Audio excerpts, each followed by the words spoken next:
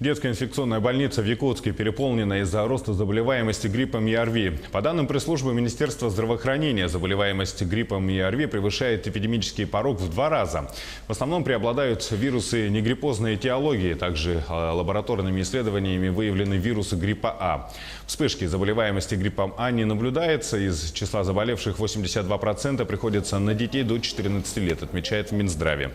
За 4-ю неделю этого года в Якутске порог превышен в 2,7 раза. А 1 февраля власти города примут решение, продлевать ли карантин для школьников, объявленный 23 января.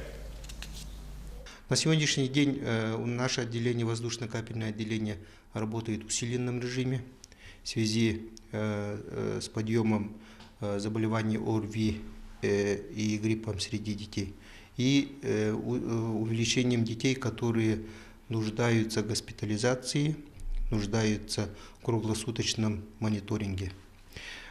Согласно приказу Министерства здравоохранения, развернуты дополнительные койки на базе детской городской больницы.